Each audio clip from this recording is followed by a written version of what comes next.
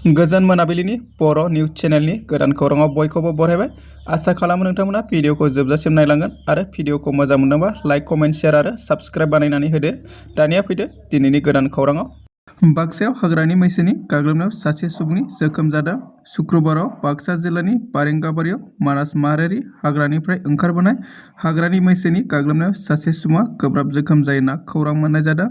जोखोम जानाय सुबुंखौ बारेंगाबारिनि थागिबि रामेश्वर केरकाटारि होनना सिनायथि मोननाय जादों।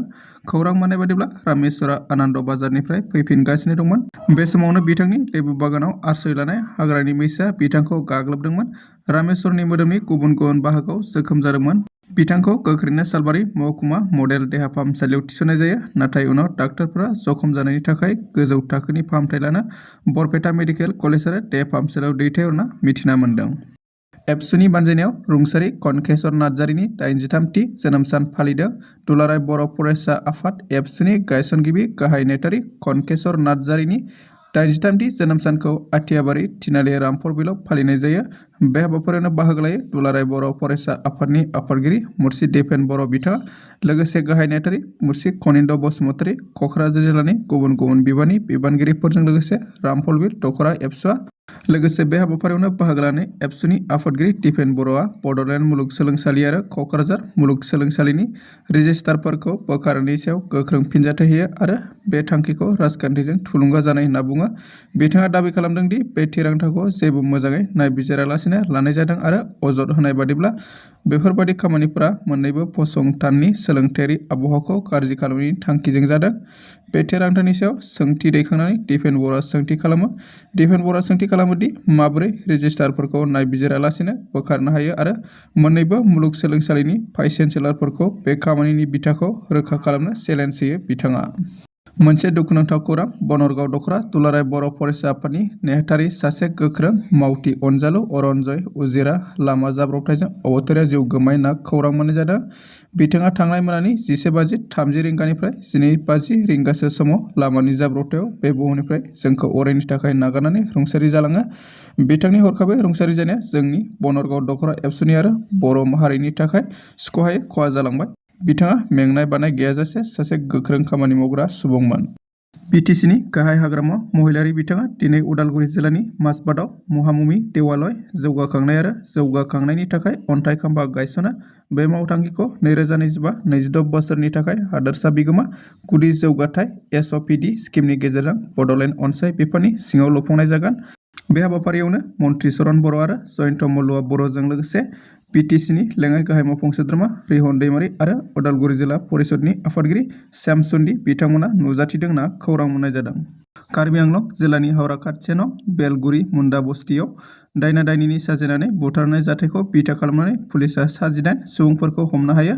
खोमसि फोथायनाय आरो दायना दायनि सन्देहजों जोबस्रांनाय गामियाव आइजिपि अखिलेश कुमार सिंह आरो कार्बि आंलं जिल्लानि एसपि पुष्पराज सिंहआ दावबायहैयो होनना खौरां मोननाय जादों। लोगोसेनो जाथायनि सायाव सांग्रांथि लाबोनो खावलायदों ओनसोलनि थागिबि आरो आदिबासि फरायसा आफादफोरा। सिसिटुवाजों दाजानाय कनसल्टेटिभ ग्रुपआ ग्रुप अफ मिनिस्टारनि रिकमेन्डेशननि सायाव नायबिजिरनानै फिन मोनद' हारिनो एसटि होनायनि सायाव एग्जामिन आरो साजेस्ट होनायनि इन्टारिम रिपर्टखौ दिनै सिसिटुवानो गथायदों। आसाम सरकारा आसामनि गोबां सुबुं अनजिमा थानाय आरो समाजारि बिथिङाव फारफ्रोमथिंनिफ्रायबो जौगानाय मोनद' हारिनो एसटि मोनथाय होनायनि सायाव थांनाय 29 नभेम्बर 2025 अक्ट'आव ग्रुप अफ मिनिस्टारआ आसाम आयेन आफादाव गथायनाय रिकमेन्डेशननि सायाव नायबिजिरफिन आरो सुबुरुन होनायनि थाखाय सिसिटुवाजों थांनाय 21 दिसेम्बर 2025 अक्ट'आव दानानै होनाय कनसल्टेटिभ ग्रुपनि मोनसे गोनां मेलखौ दिनै गुवाहाटि सलापारा पल्टन बाजाराव थानाय ट्राइबेल रेस्ट हाउसआव जथुमनाय जायो। कनसल्टेटिभ ग्रुपनि मानिनां मासिगिरि सुहास सागमनि मासि लानानै दैदेननाय मेलाव थांनाय 29 नभेम्बर 2025 अक्ट'आव ग्रुप अफ मिनिस्टारआ आसाम आयेन आफादाव मोनद' हारिनो एसटि मोनथाय होनायनि थाखाय रिकमेन्डेशन गथायनायनि सायाव गुवार आरो गोथौवै सावरायनाय आरो नायबिजिरनाय जायो। गोबां गुवार आरो गोथौवै सावरायनायनि उनाव ग्रुप अफ मिनिस्टारनि रिकमेन्डेशनखौ बिथा खालामनानै कनसल्टेटिभ ग्रुपआ आसामाव थानाय मोन 14 एसटि हारिफोरनि सिनायथि, रैखाथि आरो थामोनथाय, सोलोंथाइनि मोनथाय, हानि मोनथाय, राजखान्थिनि मोनथाय बायदि बायदि गोनां बिथिंफोरखौ नोजोराव लाखिनानै सिसिटुवानो मोनसे गेबें रिपर्ट गथायनाय जायो आरो बे रिपर्टखौ सिसिटुवा फैगौ 4 जानुवारि 2026 अक्ट'आव ग्रुप अफ मिनिस्टारनो गथायनो थांखि लानाय जायो। सावरायनायाव कनसल्टेटिभ ग्रुपनि मानिनां सोद्रोमा Prafulla Hajowary, SS RTD Kulaswami Ladwari, IS RTT Jiten Borgoyary, SS RTT Tankeswar Rabha, CM Rabha Hasong autonomous council Sapta Rabha, senior advocate Guwahati high court Bila Chandra Daley, RETD joint director audit local fund बिथांमोना बाहागो लायो। दुलाराय बर' फरायसा आफादनिफ्राय बाहागो लायो लोगो गाहाय नेहाथारि मुर्शिद दिनेश ब्रह्म, क'क्राझार जिल्ला एबसुनि नेहाथारि प्रफुल्ल महन्त ब्रह्म, लोगो सोलोंथाइ नेहाथारि बिजय बसुमतारी आरो पकटपारा मुदैबारि गुदि बर' थुनलाइ आफादनि लेङाइ आफादगिरि मुर्शिद दुर्गेश्वर बर' बिथांमोना। दासिमनि खौराङा एसेनोसै। अन्नानै खौरांखौ मोजां मोनोबा लाइक, कमेन्ट, शेयार आरो साबस्क्राइब बानायदो।